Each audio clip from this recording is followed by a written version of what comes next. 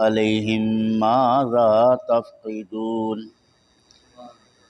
حضرت یوسف علیہ السلام کے بھائیوں کا تذکرہ، کل ان کا خلاصہ میں نے آپ کے سامنے عرض کیا تھا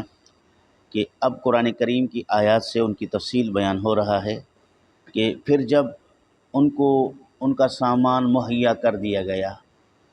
یعنی یوسف علیہ السلام کے بھائیوں کو ان کا سامان، اناج وغیرہ، بورے جو بھی تھے انہیں دے دیا گیا، جعل السقایۃ فی رحل اخی، اور بادشاہ کے پیالے کو یوسف علیہ السلام کے بھائی یعنی بنیامین کے خرجین میں ڈال دیا گیا۔ ثم اذن مؤذن ایتھا العیر انکم لسارقون، جب وہ شہر سے باہر نکلے تو ایک بلانے والے نے اونچی آواز میں بلا کر کہا، اے قافلے والو رک جاؤ، تم چور ہو۔ قالو، وہ بولے، وَأَقْبَلُوا عَلَيْهِمْ، اس کی طرف متوجہ ہو کر،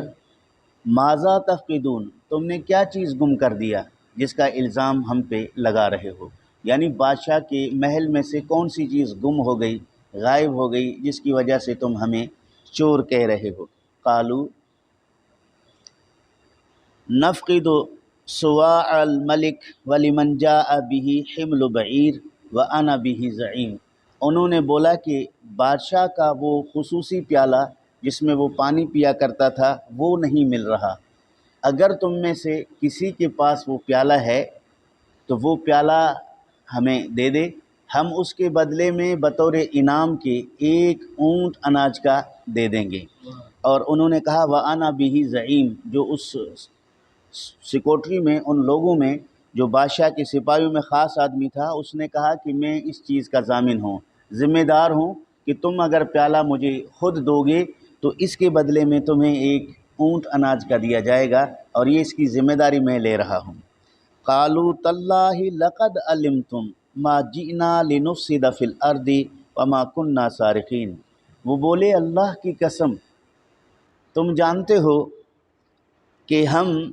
زمین پر یعنی یہاں مصر میں فساد پھیلانے نہیں آئے، وما کننا سارقین، نہ ہم چور ہیں، یعنی انہوں نے حلفیہ کہہ دیا کہ ہمارا آنا یہ پہلی مرتبہ نہیں ہے، ہم آتے رہتے ہیں، اور بادشاہ نے ہمیں خصوصی قرب بھی دیا ہے، خصوصی طور پر مہمان ٹھہرایا ہے، آپ ہماری عادات اخلاق سے اچھی طرح واقف ہو، اور ہم یہاں کوئی فسادی لوگ نہیں ہیں، ہم پیغمبر زادے ہیں، اناج کے سلسلے میں آئے ہیں، نہ ہمارا چوری پیشہ ہے، ہم نے چوری نہیں کی۔ قالوا فما جزاؤہ ان کنتم کاذبین، انہوں نے بولا کہ اگر تلاشی کے بعد تم میں سے کوئی چور ٹھہرے اور تم اپنی ان باتوں میں جھوٹے ثابت ہو تو پھر اس چور کی سزا کیا ہوگی، یعنی چور کی سزا متعین کرو، تم میں سے اگر کسی کے پاس یہ سامان برآمد ہوتا ہے پیالہ تو اس کو ہم گرفتار کر کے اس کو کیا سزا دیں، شریعت یعقوبی میں کیا ہے۔ قالوا جزاؤہ ما وجد فی رحلہ فہو جزاؤہ، وہ بولے کہ ہماری شریعت میں یہ ہے کہ جو شخص چور ثابت ہو جائے، جس کے پاس چوری کا مال نکلے، وہ چوری جس کے مال کی چوری کی ہے اسے دیا جائے گا وہ بندہ کہ وہ اس کو 1 سال تک اپنا غلام بنائے رکھے، اور اس کے پاس جو بھی جمع پونجی ہے وہ اس سے چھن کر اس مالک کے حوالے کر دیا جائے گا، یہ ہمارے ہاں قانون ہے۔ کذالک نجزی الظالمین، اسی طرح ہم ظالم لوگوں کو سزا دیتے ہیں، یہ ان کی جزا ہے۔ فبدأ بأوعیتہم قبل وعاء اخی، تلاشی کرنے والوں نے یوسف علیہ السلام کے بھائی بنیامین جو سگے بھائی تھے اس کے سامان سے پہلے دوسرے 10 بھائیوں کے سامان کی تلاشی لی۔ صاحب روح البیان نے لکھا کہ سب سے پہلے جو بڑا بھائی تھا اس کے سامان کی تلاشی لی، اس کے بعد پھر اس دوسرے نمبر کی، اس کے بعد تیسرے نمبر کی، چونکہ بنیامین ان سب میں چھوٹے تھے تو ان کی تلاشی کی باری آخر میں آئی۔ ثم استخرجہا من وعاء اخیہ، پھر وہ پیالہ یوسف علیہ السلام کے بھائی بنیامین کے اس سے نکل آیا۔ علماء کہتے ہیں کہ جب حضرت یوسف علیہ السلام کے دربار میں ان 11 بھائیوں کو پیش کیا گیا، ان کی تلاشی لینے کی بات کی گئی تو سب سے پہلے نمبر وائز تلاشی 10 تک ہو گیا، 11واں بنیامین تھا، یوسف علیہ السلام نے تلاشی کرنے والوں کو روک دیا کہ بس ان کو جانے دو،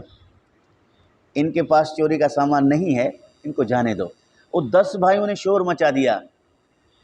یہ اس کی تلاشی کیوں نہیں لے رہے، یہ یہاں حسد کی چنگاری کہ ہم سب کی تلاشی لے لی گئی، وہ اس میں اپنی بے عزتی سمجھ رہے تھے کہ ہم سب کے لیے یہ قانون ہو کہ ہمارے تمام کے سامان کو تلاشی لیں، اور یہ بنیامین کو اتنا معزز ہے کہ اس کے سامان کی تلاشی نہیں لیا جا رہا ہے۔ حضرت یوسف علیہ السلام نے کہا کہ میں اعتماد کر رہا ہوں، تم معزز مہمان ہو، جاؤ۔ انہوں نے کہا کہ نہیں، اس کی بھی تلاشی لو، ضد کی کہ ہم 10 کے لے لیے ہیں تو یہ 11ویں کو بھی لے۔ علامہ روح البیان والے لکھتے ہیں کہ پھر یوسف علیہ السلام نے کہا دیکھ لو، میں تو چھوڑ رہا تھا لیکن تم کہہ رہے ہو تلاشی لینے کی، تو چلو لے لیتے ہیں۔ پھر انہوں نے بنیامین کے سامان کی تلاشی لی تو اس سے پیالہ برآمد ہوا۔ جب اس سے پیالہ برآمد ہوا تو 10 کے 10 ہکا بکا رہ کے ایک دوسرے کے سامنے چہرہ دیکھنے لگے، اور پھر اپنی مادری زبان جو عبرانی تھا اس میں اپنے بھائی بنیامین کو برا بھلا بولنے لگے۔ وہ یہ سمجھ رہے تھے کہ بادشاہ کی یہ زبان نہیں ہے، وہ نہیں سمجھتا ہم اپنے بھائی سے کیا کہہ رہے ہیں، لیکن وہ اس کے ساتھ بڑے بد کلامی سے، بدشب کے کلمات سے پیش آ رہے تھے۔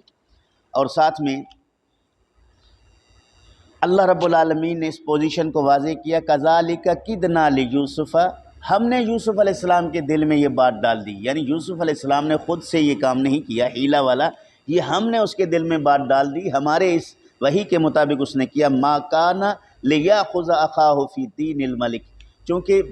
اس بادشاہ کے علاقے میں جو مذہب تھا، دین تھا، اس قانون کے مطابق بادشاہ کسی کو روک نہیں سکتا تھا۔ ہم نے یہ بات ڈال دی کہ وہ خود ہی سزا تجویز کریں جن کی تلاشی لی جا رہی ہے، اور ان کے تجویز کردہ سزا کے مطابق ان کو روک دیا جائے۔ اگر ملکی قوانین کے مطابق ہوگی تو پھر چور کی سزا جو اس وقت مصر میں تھا وہی لاگو ہوگا، نہ کہ اس کو غلام بنایا جائے گا۔ تو یہ ہم نے اس کے بعد ڈال دی، الا ان یشاء اللہ، مگر جو چاہے اللہ، نرفع درجات من نشاء، ہم جس کے چاہیں درجے بلند کریں۔ یہاں سے حضرت یوسف علیہ السلام کا مقام بیان کیا، فوق کل ذی علم علیم، اور ہر علم والے سے بڑا علم والا ہے، یعنی ہر علم والے کے اوپر کوئی بڑا علم والا ہے۔ یوسف علیہ السلام کے بھائی اگرچہ یعقوب علیہ السلام کی تربیت یافتہ تھے، صاحب علم تھے، لیکن یوسف علیہ السلام کا علم ان سے کہیں زیادہ تھا، چونکہ وہ پیغمبر تھے۔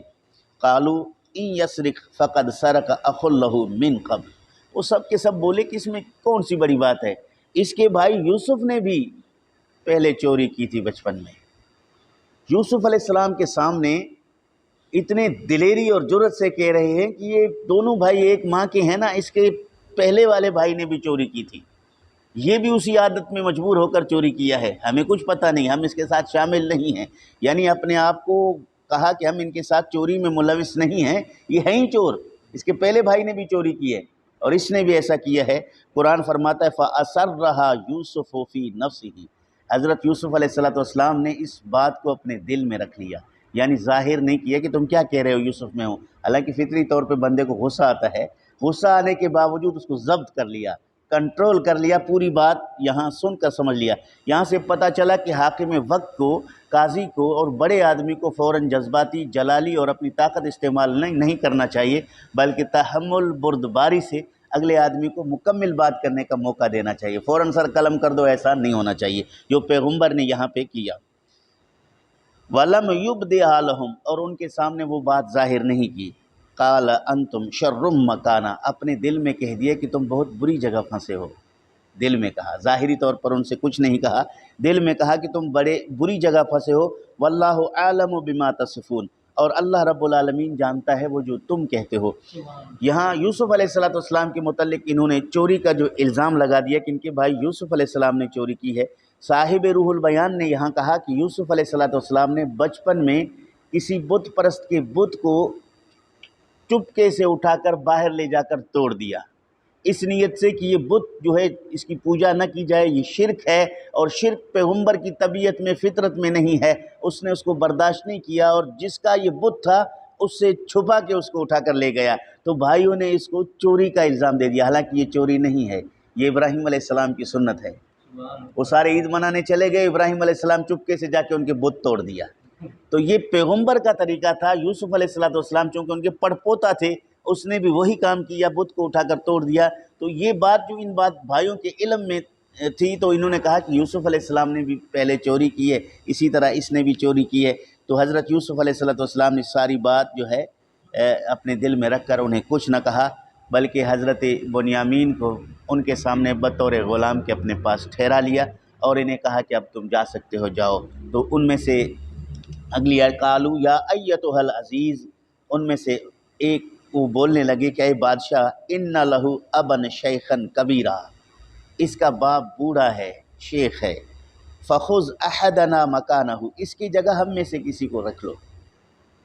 ہم میں سے کسی کو رکھ لو،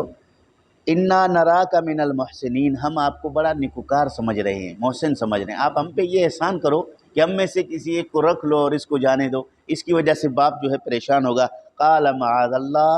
ان ناخذ الا من وجدنا متاعنا عنده انا اذا لظالمون، انہوں نے کہا کہ اللہ کی پناہ، جو چوری کرے حق تو ہے اسی کو غلام بنا دیا جائے، جو سزا کا مستحق ہے ہم اس کو چھوڑیں اور بے گناہ کو سزا دیں، یہ تو ظلم ہے، اور ہم اللہ رب العالمین کی بارگاہ میں ظلم کرنے سے پناہ چاہتے ہیں۔ جس نے چوری کی ہے، جرم کی ہے، سزا اسی کو ملے گا، کسی اور کو نہیں۔ قرآن فرماتا ہے فَلَمَّا اسْتَيْأَسُوا مِنْهُ خَلَصُوا نَجِيًّا، انہوں نے یوسف علیہ السلام کی بارگاہ میں عرض درخواست کرنے کے بعد اس سے انہیں اندازہ ہو گیا کہ اب ہم میں سے کسی کو نہیں رکھا جائے گا، یہی غلام بنے گا، مایوس ہو گئے اور پھر خفیہ آپس میں سرگوشی کرنے لگے کہ کیا کریں۔